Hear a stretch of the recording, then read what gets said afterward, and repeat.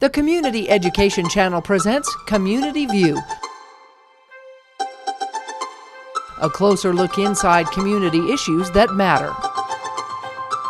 It's a glimpse, a preview highlighting issues and events important to the community, bringing public perception to light on local community issues that make a difference.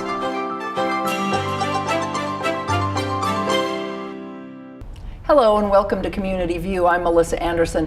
You know, with the exponential growth we're seeing in Washington County, many may be wondering what's happening to all the farmland that houses are now sitting on.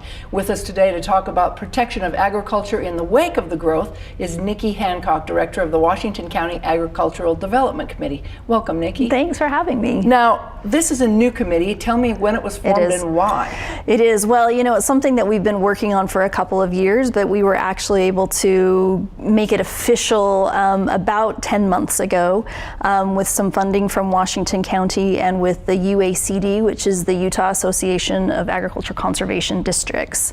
And so each of those groups have put some money together so that we can start working on a development, and I should say redevelopment plan for agriculture in Washington County.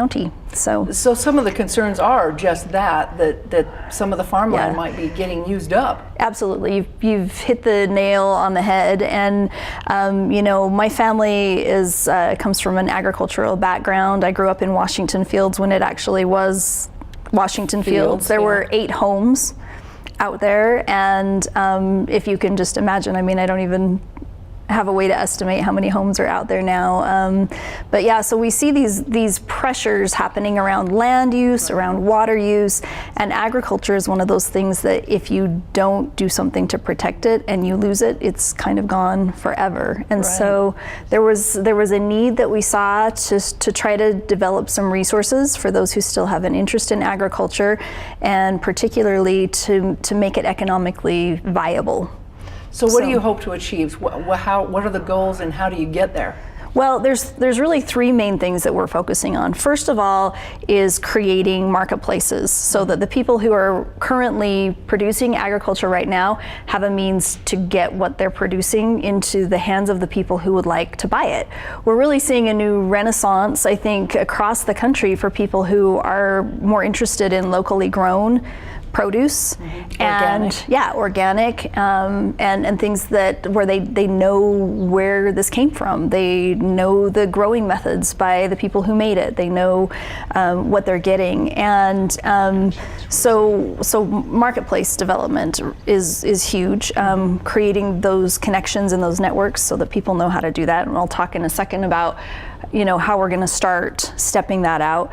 The second is to create pathways with people who are willing to do so to help introduce the next generation into agriculture. If you can imagine, say you're 20, 30 years old and you decide you would like to be an agricultural producer in Washington County, how could you possibly afford enough land to do it? You can't do it. So how can we create bridges with people who want to keep their land in agriculture with those who want to work the land for agriculture? And can we use technology and innovation to grow more on less? We have a really unique microclimate here in southern Utah, right? Yes. So couldn't we be growing crops that we're not currently focusing on that would have a higher yield per acre than maybe some of our more traditional agricultural products, which frankly we don't utilize as much in Washington County. When I was a kid growing up here, a lot of people had horses, our family included. Alfalfa was a staple crop of the county. It's not so much anymore. There's not that need there, but couldn't we convert some of that land to other products? And then the third piece is really connecting with education, so that people know how to grow their own food, and so again that we can raise up that next generation. The census statistics, last I checked, for the most recent data showed that our county specifically, the average age of the average farmer was like 67 years old, and most agricultural producers have to work a second job in order to do what they actually love to do. So we're also losing a lot of historical knowledge, and just like the land, once you lose that, it's kind of gone. Well, and I know, what are some of the crops that are out there now? I know that peaches were a big sustainable yield from before, but what are we looking at? So Pomegranates, for example, would do very, very well here. Even some things like figs, grapes. There's certain strains and varieties here that do really, really well. The other thing that I'm really interested in exploring are microgreens.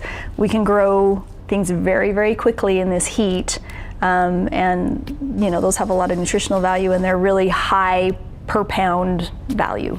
Superfoods, and then we can export them and make money on that. Absolutely. Well, we'll have to talk more on this when we have a little bit more time to talk about what's the next step. So how can people learn more about this, and how can they get involved? Yeah, well, I really appreciate that. Right now, we're working with the county to develop some landing pages, but what we're doing a big push right now to have information available at the Washington County Fair.